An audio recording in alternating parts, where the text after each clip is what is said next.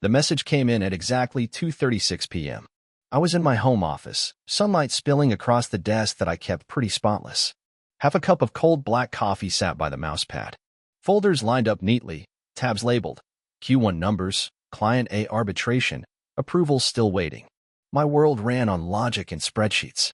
A world where everything had its place. Where messes didn't get ignored, they got cleaned up. Quietly.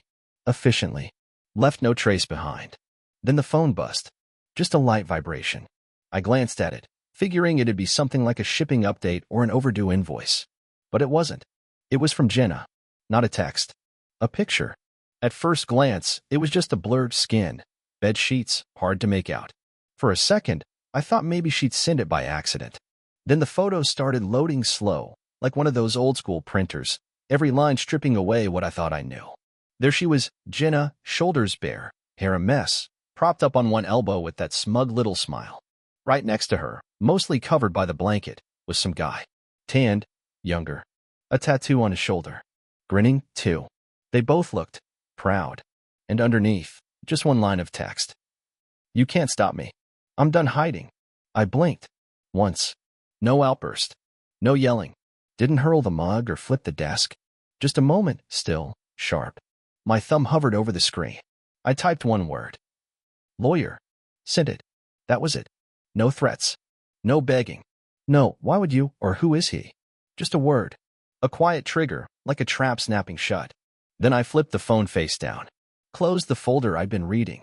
Shut the laptop, slow and calm, until it clicked shut. Then I let out a breath. But here's the thing, the part she didn't see coming. That breath? It wasn't defeat. It wasn't grief. It was a signal. The sound of something starting. Outside, the breeze stirred the maple leaves in the yard. I could hear someone mowing their lawn down the block. A wind chime clinked a little out of tune somewhere nearby. The world kept turning. But inside that office, my space, my order, a war had just begun. Not the kind with shouting or smashed plates. This war was going to be quiet. Precise. Built from paperwork and timing. From files Jenna never bothered to open. From names she'd never seen on contracts she never thought to read. Because Jenna, in all her self-satisfaction and sharp words, never really knew the man she betrayed. She thought she lit a match. But she'd already walked into a room soaked in gas. That smirk in the photo? It was already the past. The phone buzzed again. I didn't check it. I already knew what was coming. That panic wouldn't take long. But I wasn't there anymore. Not in anger. Not in heartbreak. I was already moving. Jenna used to hum when she cooked. Nothing flashy. Just this quiet tune, like she needed a soundtrack while stirring sauce or slicing onions. Sometimes jazz. Sometimes some cheesy Broadway song. Once, I even caught her humming Metallica and she laughed, blame your playlist, nerd. That version of her, the one in the apron with flour on it, red wine half finished on the counter, her feet brushing mine on the kitchen tile, that version disappeared so slowly it was like a magic trick. No big exit. No smoke. Just a long stretch of silence. 2 years ago. Maybe 3. The humming stopped. She got sharper. Not just her clothes, though that changed too. Higher heels. Tighter tops. Lipstick that screamed for attention. But also her voice. Her words turned cold. She'd drop heavy questions right when I'd lift a fork. Like, don't you ever wonder if you wasted your potential? She called me robotic. Said I lived like some monk, worshipping my spreadsheets. When I'd shrug and keep chewing, she'd scoff. I remember one night clearly. We were brushing our teeth, standing side by side, looking into the mirror. A little toothpaste on her chin. She asked, do you think we're boring? I said, I think we're stable. She spit, rinsed, then muttered, stable is a death sentence. A month later, her wedding ring was gone. No explanation. Just sitting on the vanity one morning like she forgot it meant something. I saw it. Clocked it. Didn't say a word. Not because I didn't care. I just knew better than to chase someone already walking away. Jenna never got that part about me. She thought quiet meant clueless. That patience meant weakness. But I wasn't waiting on her. I was watching. She'd talk about late-night meetings, networking events, weekend retreats. She smelled different, new perfume. Stronger. Her phone was always face down. Do not disturb. She was poking the bear, and she knew it. Walking in at midnight with a smirk. Making little digs when I made dinner. You didn't have to wait. I'm not even hungry. She wanted a reaction. I gave her calm. But behind that calm, I was already a step ahead. I hired a PI. Not for me. I knew what was happening. But when your whole life's built with care, when every contract, every account, every asset is woven together like wires, you don't scream. You document. You prepare. I started noting her car's mileage. Not every day, just now and then. Small stuff. A spa receipt she never mentioned. A random charger in her purse. That split-second panic when I picked up her keys by accident. And that one night, when she laughed at my career, called the company I built a joke, said it was cute you still wear polos like some middle-aged intern. I didn't say anything. I just watched her pour another glass of wine. Clueless. That night, I moved key files to a private cloud. Quietly booked lunch with Mr. Langley, the old family lawyer she assumed was retired. That was the day I stopped waiting. Jenna had been drifting for a long time. I just stopped pretending to reach for her hand. She used to call our home her sanctuary. When we had company over, Jenna would float around the house like she was royalty giving a home tour. We went with Carrara marble on the island. Isn't it stunning? Look how it catches the light. And that chandelier? Custom. Found it in a Milan design spread. The guests always nodded along, wide-eyed like they'd stepped into a lifestyle magazine. And Jenna? She lit up, like every throw pillow and backsplash confirmed her place above the rest of us. She had a story for everything. Told everyone the open concept kitchen was her idea. Said she personally negotiated those French doors. Claimed she fought the architect over the layout of the downstairs office, my office, and won. Sometimes, she even told people she handled the financing. She runs the money and the marriage. One of her coworkers once joked to me at a fundraiser. Smart guy, right? Just let the wife steer the ship. I gave a polite smile. Clinked my glass. Didn't correct him. Why would I? 5 years back, while Jenna was busy polling her followers on Instagram about which stone to use in the foyer, I'd already pulled off a quiet little move she never saw coming. There was a sudden acquisition deal that landed me an extra 7-figure boost. With that, I bought the house, paid in full, under a holding company I owned. Set up out of state. Clean. Legal. Opaque by design. Her name? Nowhere on it. Sure, she signed some papers during closing, but she never looked at them. Never asked why my lawyer handled everything, or why her role was barely more than symbolic. She didn't care about the bones. She wanted the stage, and I let her have it. For 5 years, she played queen in a castle she never actually owned.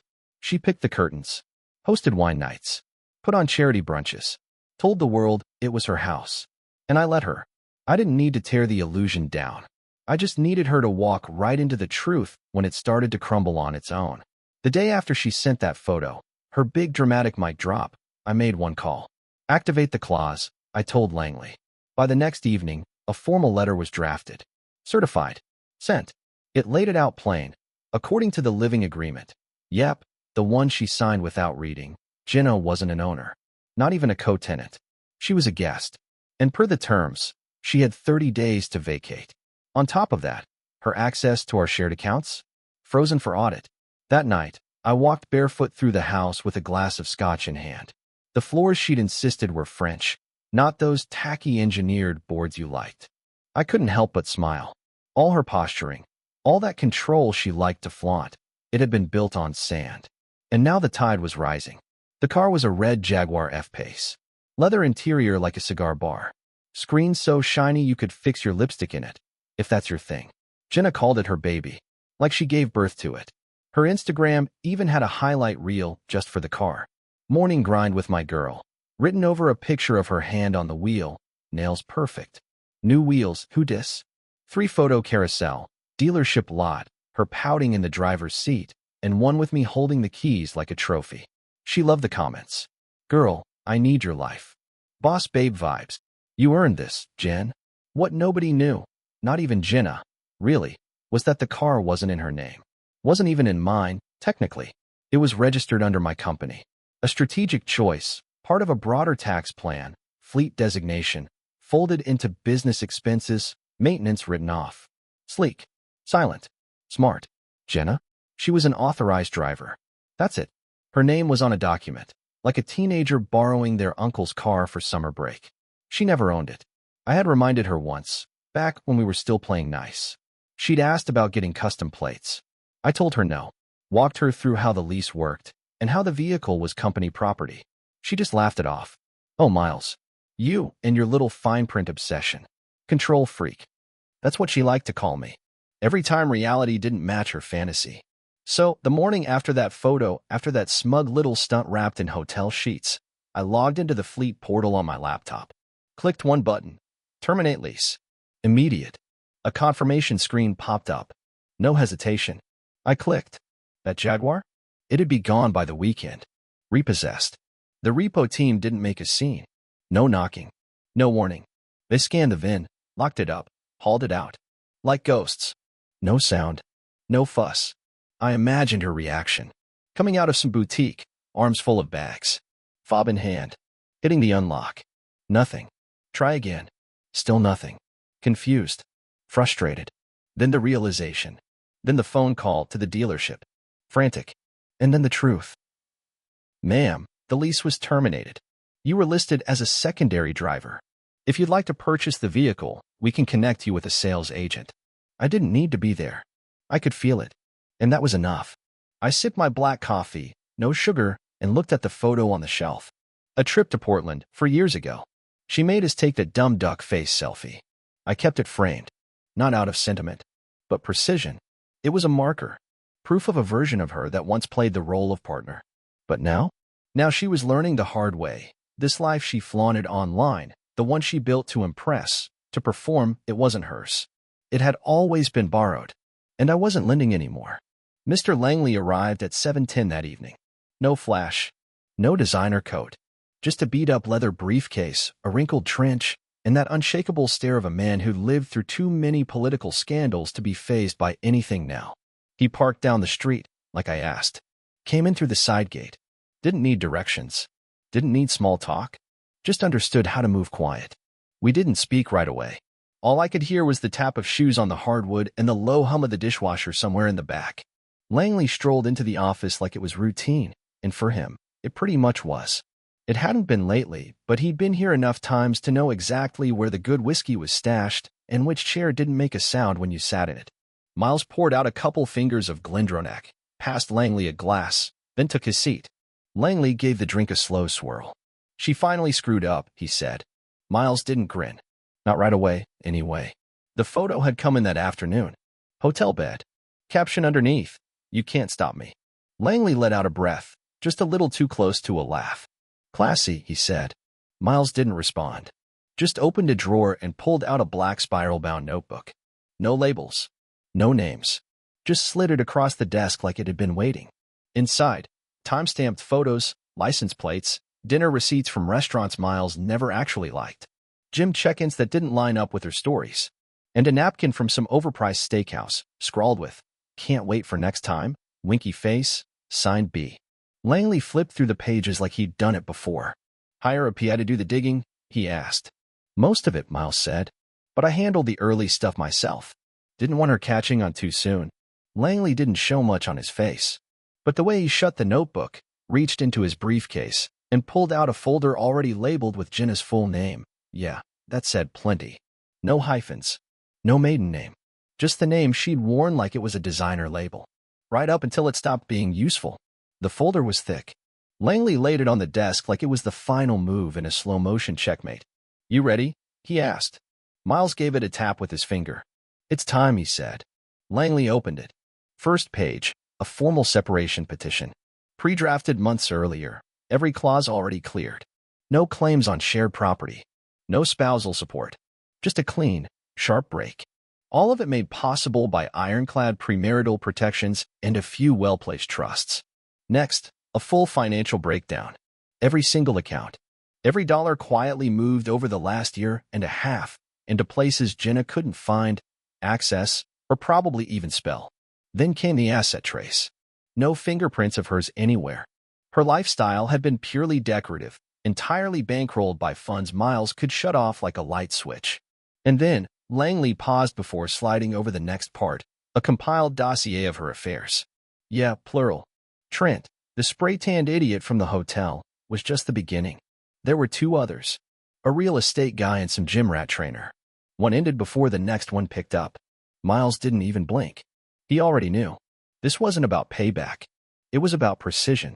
About making sure the landing was clean and quiet. Langley glanced up. We pulling the trigger tonight? He asked. Miles nodded. She'll have it before her head hits the pillow. Let her enjoy one last night of borrowed peace, Langley said, tapping the folder. Everything's already in motion. Once she opens it, she'll realize the ground she thought was solid. It was glass the whole time. Miles leaned back in his chair, fingers steepled. Good, he said. Let it shatter. Langley stood up. She thought she was playing poker, Miles. But you were playing chess. And she never even saw the board. Miles looked at the scotch he hadn't touched, then calmly pushed it aside and reached for his laptop. The reply came 62 minutes after he sent the message. By that time, Miles was outside on the patio, a blanket across his lap. Laptop glowing, spreadsheets open, quarterly numbers lined up. From a distance, he just looked like any guy winding down after work. A glass of wine. A soft breeze. A man at peace. Then the phone rang. It was Jenna. He let it buzz twice. 3 times. Then he picked up. What the hell do you mean? A lawyer? She snapped. No playfulness in her voice. No teasing. Just that sharp, panicked edge people get when they realize the joke's on them. Miles didn't move. Didn't even blink. You'll see soon enough, he said. Check your email. What email? Miles, what's going on? He didn't offer drama. No speeches. Just calmly said, start with the one from Langley and Lowe. Subject line says notification of separation protocol. Then he hung up and waited. A few minutes passed. Quiet. Clinical. Then the voicemail started lighting up. And so did the panic. The first one came fast, frantic. You're doing this over one stupid picture? This is emotional abuse, Miles. You're being insane. Next one was pure anger. You froze the accounts? Have you lost your mind? That's our money. What kind of psycho husband does this? Then panic, pure and raw. The lease is canceled? The Jag's getting towed? I've got meetings tomorrow. How am I supposed to get there? The fourth one was all pleading. Please call me. Please. I didn't know, okay? I didn't know about the house. I never read the deed. I just signed what the lawyer gave me. We can fix this. Miles. Please. He didn't listen to a single one.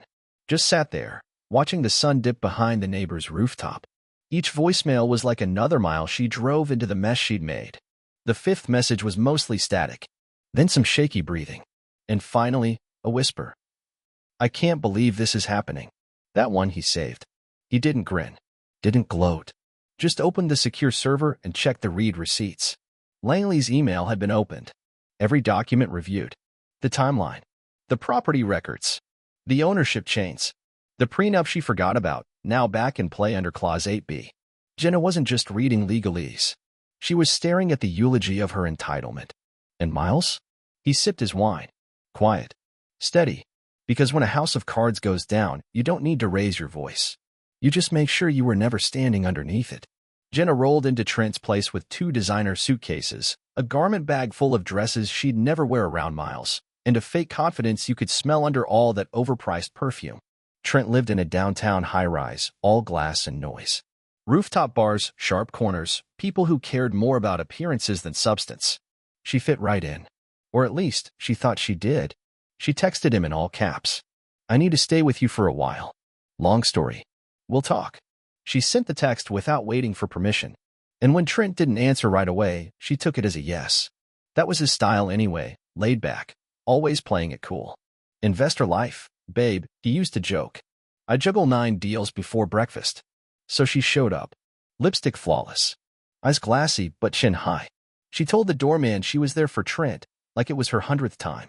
To her surprise, the guy buzzed her in. No hesitation. Trent answered in a hoodie and joggers, hair messy like he'd just rolled off the couch. No smile waiting for her. Didn't matter. She smiled big enough for both of them. Hey, she said, brushing past him like she owned the place. Crazy day. I need a few nights to figure stuff out. Miles has snapped. He's freezing everything, threatening lawyers and Trent raised his hand, flat and firm, like a cop stopping traffic. Hold on. What? She blinked. I just told you. Miles has gone off the rails. Freezing accounts. Making moves. No, Trent said, taking a step back. You told me you had money. Assets. Like, your own. She paused. What? I mean, yeah, Miles and I had money. But that's all tied up right now. Temporary freeze. Just a glitch. It'll pass. I'll bounce back. He didn't budge. You said you were half owner on the house. Jenna's face twitched. Yeah, well, so what if it's technically under his company's name? Doesn't change anything. I live there. I built that house. It's mine. Trent raised a brow. You lived there. That doesn't mean you owned it. Trent, what are you saying? He glanced toward the suitcase she'd dropped just inside the door. I'm saying I've got enough mess in my life already. I don't need to inherit someone else's collapse. Her voice turned low. Tight. You're seriously kicking me out?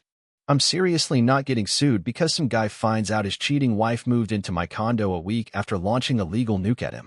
That's not risk, Jenna. That's insanity. She stared at him, mouth open, pulse pounding in her ears. You're unbelievable. He shrugged. You sold me a fantasy. Fancy dinners. Expensive heels. That speech about leaving a dead marriage for something real? I didn't know I was the plot twist in a soap opera. She couldn't remember picking up her bags. Couldn't even recall pressing the elevator button. But she remembered the garage. The sound her heels made on the concrete. The way people stared but didn't step in. She ended up standing beside a trash can under a blinking street lamp, silence heavy around her like fog. She called Miles again. Straight to voicemail. Tried again. Same thing. No screaming this time. Just stared at her screen like maybe, just maybe, if she held her breath long enough, he'd answer. He didn't. Miles wasn't looking anymore. And Trent? He was probably pouring himself a whiskey and opening a spreadsheet, pretending she never existed. She'd gambled her future, put all her chips on a man who turned out to be playing a part. The car she drove in? Already flagged for repo. The condo she left? Locks changed. The lover she hoped would be her rescue? He'd been waiting for a queen, and she arrived with stories and suitcases full of nothing. The call came from a number Miles hadn't seen in over a year. Sierra. Jenna's sister. He stared at it, thumb hovering. Almost ignored it. But something about hearing the panic from inside the crumbling castle, it felt poetic. He answered on the third ring. Miles. Sierra's voice was already tight, bracing for what she knew was coming. It's Sierra. Jenna's. She's not okay. Miles said nothing. Let the pause drag just long enough to make her feel it. She said, You're cutting her off. Completely. The house, the credit cards, the car.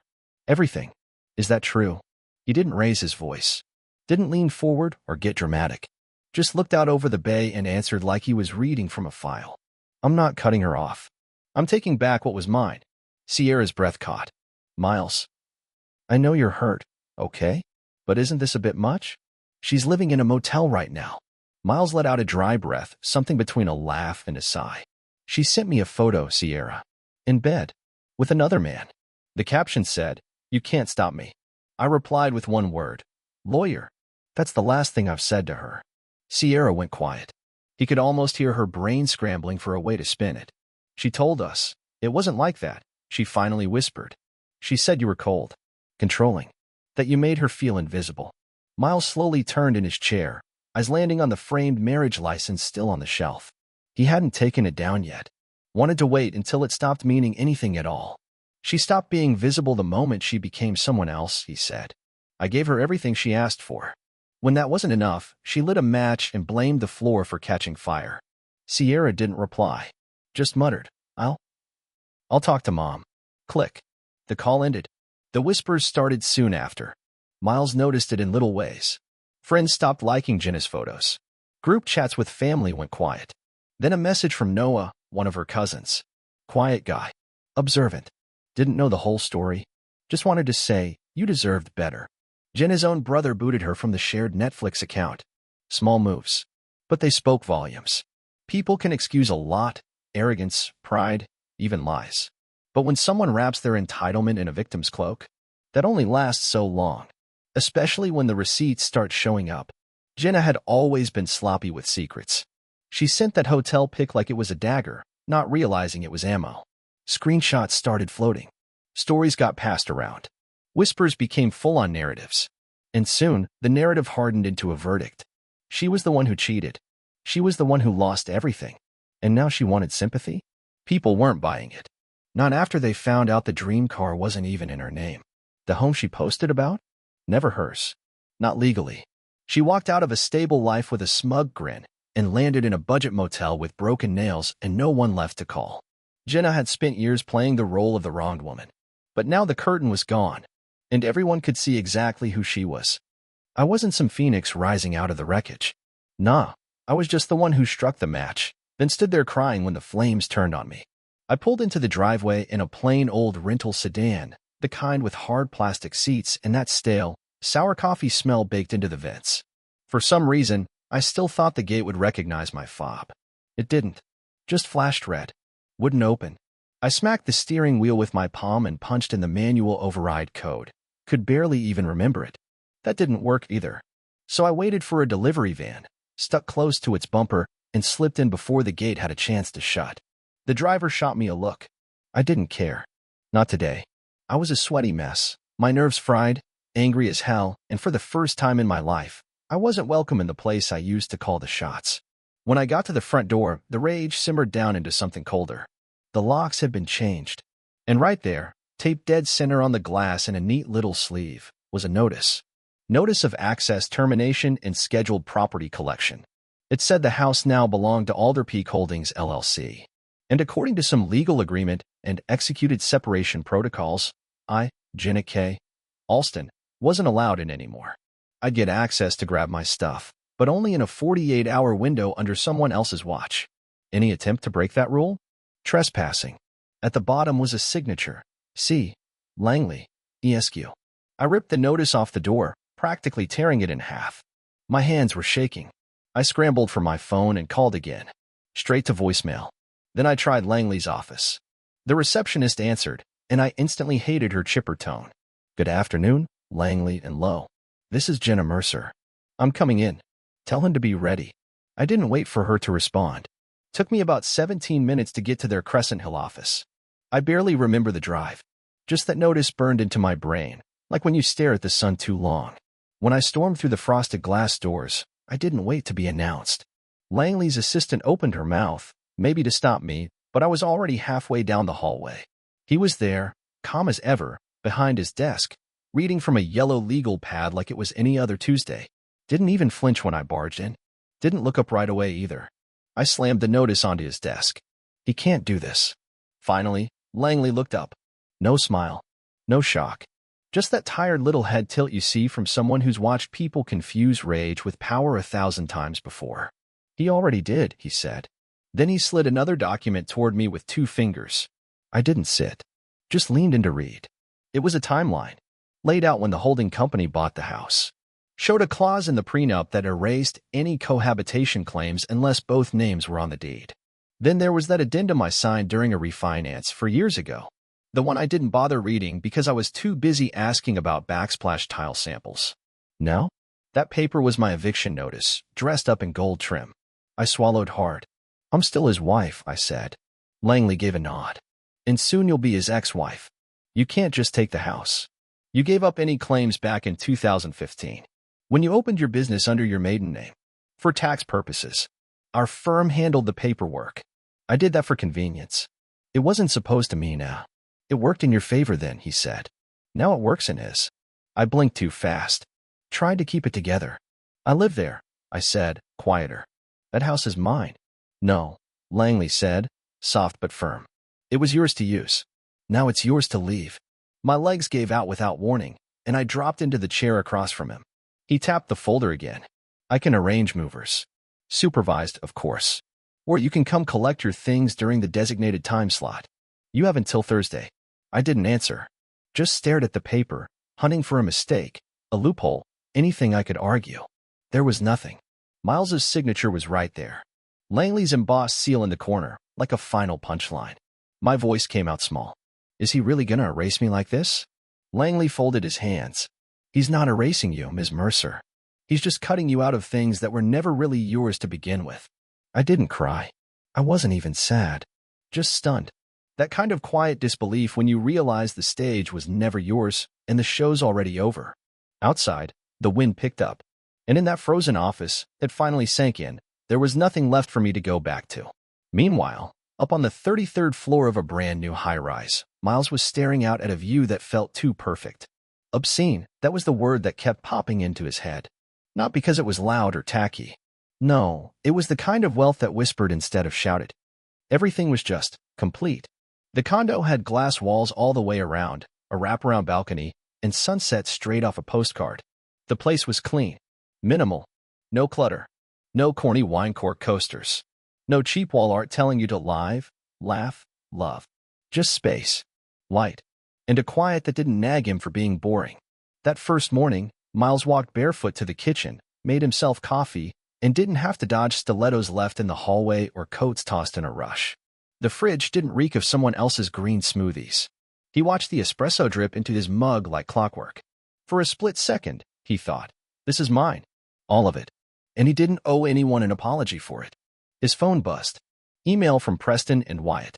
The deal was finalized. Months of negotiation, the one Jenna rolled her eyes at, saying they're sharks, Miles. They're never gonna agree. But they had. 7 figures. Full rights to the IP. A 3-year retainer that made other firms jealous. He didn't celebrate. Not right away. Just forwarded the email to Langley with the subject line, execution complete. Then poured a second cup of coffee. Same mug. Same pace. The gathering happened that weekend. A few friends showed up, some folks from the firm, a couple of college buddies, even the project manager from his last build. The guy who once admitted he worked late just to avoid hearing his wife yell. None of the people at that get-together were folks Jenna ever liked. Actually, more than a few were the same ones she'd quietly blacklisted from our old dinner parties. She used to say things like, they just don't get us, or he always gives me weird looks to keep them out. But at my place now, it felt different. The music was soft, the talk was easy, and the scotch was the good kind. No one was clacking around in heels, fake laughing at jokes they didn't get. No fake kisses on both cheeks. Just normal people who didn't care what anyone drove, or wore, or posted. One guy brought homemade chili in a Dutch oven. We didn't serve it on some artsy ceramic plates meant to impress Instagram. Just regular bowls, no pretense.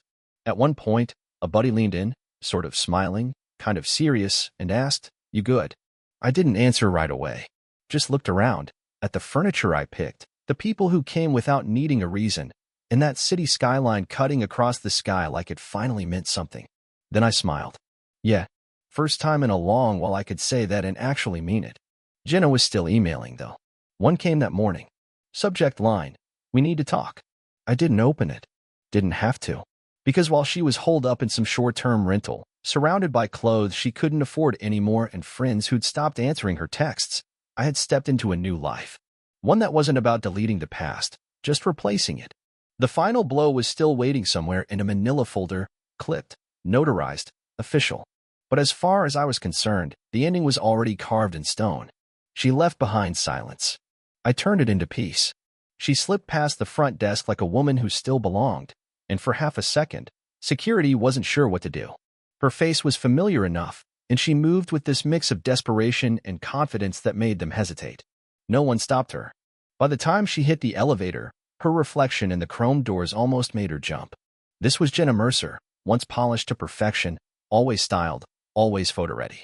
Now, she looked like a blurred-out version of herself. Hair pulled back, not done. Makeup smudged from something that had dried hours ago. Clothes wrinkled and expensive, but worn like they'd been pulled from a suitcase without much thought. She pressed the button for the 27RD floor and watched the numbers light up one by one.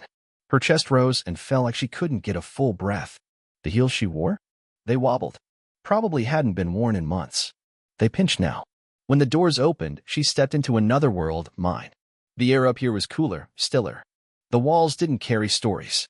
The floors didn't groan under old memories. And the view? That view didn't care. The bay outside those massive windows didn't offer drama or comfort, just distance. She found me out on the balcony, whiskey in hand, sleeves rolled up, standing in the breeze. The wind tugged gently at my collar. I heard her come in, but I didn't turn. She stepped closer, paused, then said, "Please, Miles." I blinked, slow, still looking out. "You're not this cold," she said. "You're not. You loved me. For years. I know you did." Finally, I turned to face her. Met her eyes. And for a second, just a breath, maybe I did think about saying something soft. But I didn't. I walked back inside. Set my glass down on the table with that kind of careful finality you only get when something's over and you're not looking back. She followed. Her voice shook. "I gave you everything, Miles. My best years. My loyalty. You can't just erase me like this." I looked at her. Not with anger. Not even pity. Just, done. "I didn't erase you," I said. My voice steady. You did that all on your own. The silence that followed felt thick. She opened her mouth, but no words came. Because deep down, under all that mess, I think she already knew. This wasn't payback. It wasn't cruelty. It was the end. The real kind. The kind that doesn't leave room for begging or sweet talk or teary apologies whispered under city lights. She stepped forward, her voice small. Miles, just give me something. Anything. A chance to fix. No, I said. Simple. Direct. Then I nodded toward the hallway. There's nothing left for you here. We both know that. She just stood there. Eyes blinking too fast, chest heaving, hands shaking like she couldn't decide what to do with them. She looked around at the space that didn't carry her touch. Nothing of her was left. No photos. No trace. Nothing. That's when it finally hit her. She'd been gone long before she stepped into that elevator. I turned back to the window, picked up my glass. The skyline didn't change. She stood for a moment longer, then walked out. No shouting. No dramatic exits. No one calling after her. She waited down in the garage, alone, tucked behind a concrete pillar like a stranger hiding out in a building she used to walk through like she owned the place. She called, texted, emailed again. Nothing. So when I stepped off the elevator in a black coat and leather gloves, calm as ever, she didn't think. She just moved. Miles. I stopped mid-step, turned. She hadn't seen me up close since that night on the balcony. And something about the way I looked at her, like someone spotting an old jacket buried in the back of a closet, it nearly dropped her. She stood there, quiet for a second too long. Then said, I just want to understand. After everything we were, after everything I gave, how are you like this? Finished. I reached into my coat pocket, pulled out a white envelope. Clean. Sealed. This is your official release package, I said. Voice low. Calm. Signed and notarized. Full breakdowns inside. Everything's accounted for. Nothing left to guess. She didn't take it right away, so I gently placed it in her hand. She stared at it like it might catch fire. What? She said. What do you mean, release? I didn't explain. Just gave her a slow, final nod. Then turned. Walked. No speech. No big moment. Just the sound of my boots on concrete, fading down the corridor, headed toward a life that didn't have her in it anymore. Not even as a memory. She stayed behind. Frozen. Breathing like someone drowning in open air. At last, her trembling fingers slipped beneath the envelope flap. She held her breath as her eyes landed on the first page, just a one-sheet summary. Every line hit harder than the last. The house? Still under full control of the holding company. The car? Lease canceled. Must be returned to the lessor. Bank accounts? All joint ones closed. Her personal ones squared away. Business interests? Turns out, she never actually owned a piece of it. Marital assets? All covered under Clause 4C of the prenup. Final payout? A single lump sum 10 grand, meant to help her relocate and gather her personal stuff. There was an NDA in the stack too. Her eyes skimmed the words faster and faster until they started to blur. Then she reached the bottom. Total awarded to the client? Everything. Total awarded to Jenna Mercer? Nothing. Not a cent, aside from that one-time payout. The envelope slipped from her fingers. She sank to her knees right there on the cold concrete floor. Hands over her mouth. Eyes frozen wide. And then, just a breath of a whisper. He owns it all. No one saw her go down. No one rushed over. Miles didn't even glance back. And the city kept humming along like nothing happened. But for Jenna, that was the exact moment everything inside her just went quiet. Not because it brought her peace, but because there was nothing left inside to make a sound. Dear viewer, thank you for your invaluable viewing. We will be very grateful for your likes, subscriptions, comments, and sharing our story. See you soon.